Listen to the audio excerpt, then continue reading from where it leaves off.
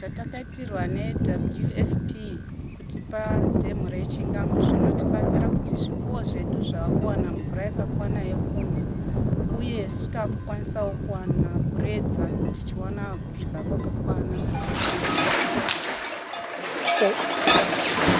Dhibha iri zvikonzero zvainyanya kutibata ndezvokufamba.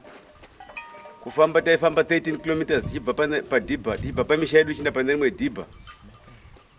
Tichibva zveipapo kudzoka yaizoita 26 km. Uremu hweng'ombe kuti dziwane mari yakawanda. Zvaikonzera zvemakova pese pese nokufamba kwenguva yakareba.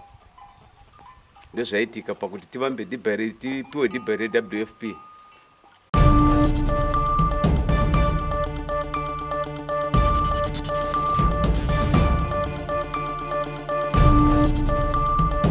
Tell you, since January, we've been able to confirm that this drought, which is as a result of El Nino, is perhaps the worst in 35 years in the Southern African region. It is intense, and the impact of El Nino is not just hitting Zimbabwe. It is across the Southern African region, and more importantly, parts of South America. These are all attributes of climate change, where El Nino basically is the warming of sea temperatures, which sort of creates a dry spell on land. And if the period when you experience these high temperatures in the oceans, in the seas, if it coincides with your rainfall period, then what we are seeing in Southern Africa is long dry spells without rains, which obviously impacts on agriculture. And in Zimbabwe in particular, the stats show that 80% of the rural area derive their livelihoods from agriculture-based types of activities. And we all know that the predominant agricultural practice is rain-fed agriculture. So if you miss out on rains, then you are in big trouble. And that is what Zimbabwe is facing, as with the other Southern African regions, Malawi, even Southern Africa. They are thinking of importing close to 5 million metric tons of grains. That is how bad the El Nino impact is on food availability.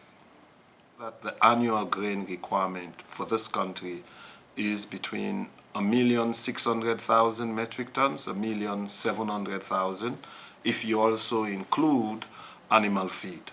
Now, the projections that we are receiving, particularly from the Food and Agricultural Organization, the Ministry of Agriculture, what we are projecting is that harvest would be around about 300,000, 350,000 metric tons. The government is estimating 1.3 million metric tons shortfall.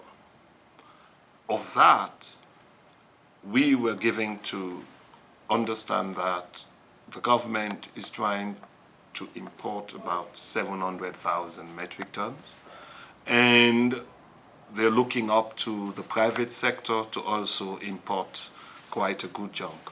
For us as humanitarians, development partners, in the case of WFP, we probably might be able, if funding allows, we might be able to bring in between 60 and 80,000 metric tons over a 12-month period. I have only been here for about 9 months, but I was given to believe that for a long time, perhaps this year, this drought, people have seen a lot of concern, a lot of interest, and a lot of activities on the part of the government. I personally have been able to interact with a number of government officials who are very much concerned, and they are trying all they could to alleviate, the food shortage in the country. I know that the president has sort of instructed the office of the president, and they have established a task force that is looking at different sectors to ensure that they minimize the impact of this drought. So, in a nutshell, I would say that when you look at the government declaring an emergency, a disaster, which perhaps is the second country in the region to have declared a disaster, and they've launched an appeal, that gives you an indication of the seriousness that the government attaches to this particular drought in Zimbabwe. When I discuss with agronomists, meteorologists, one of the things that I mentioned to them was that the world has changed, our climate pattern has changed, and we have to adapt. Now, in Zimbabwe, there are two major components that we need to look at carefully. One, obviously, is with what the government can do. And for that, I believe that one of the major problems has been the water management system. If the irrigation schemes are rehabilitated, if improved water management systems are put in place, that might mitigate the impact of this climate change.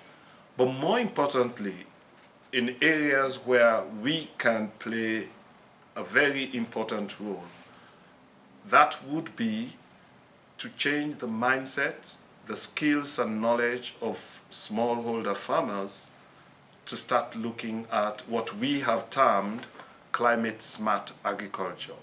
In other words, as what we are doing now in Mwenezi and Chiredzi, where we are developing the skills of smallholder farmers to start growing drought-resistant types of crops. That is the small grains, sorghum, chickpeas, millet. Because in the long run, we would be seeing these types of climatic impact on a regular basis. So, we need to develop systems that would enable improved water management so that you have access to water year-round. And B, even in terms of the types of agricultural practices, we need to adapt to the changing situation to maximize productivity. Usually, when we face emergency situations like these, we usually would introduce, as part of our emergency response, we usually would introduce emergency school meals. Now, we've been engaging with the government, even before I arrived, on homegrown school feeding programs, irrespective of the emergency we have now, because we recognize that there are multiplier effects on homegrown school feeding. When you have your indigenous farmers grow local crops and use these local crops to provide meals in school, you're not only keeping the kids in school, but you are also enhancing the livelihoods of these local farmers. But to come back to your question, we are now crunching the numbers. We've had several meetings with the ministry, and the ministry has made a call to different development partners to see how best we can provide meals in school. So for WFP, we have our standard implementation modality in providing emergency school meals. One hot meal per child in school is what we are working towards.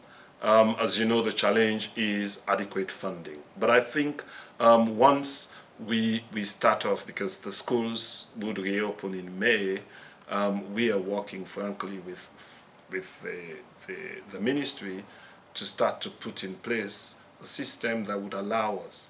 Now, one of the things which we are very mindful of is we would have to focus in districts with high incidence of food insecurity, not so much in the urban areas, but more so in the villages where the food security levels are quite high. And in addition to that, kids have to walk long distance to school. So hopefully we would be able to contribute towards ensuring that this particular drought would not impact on the learners in school.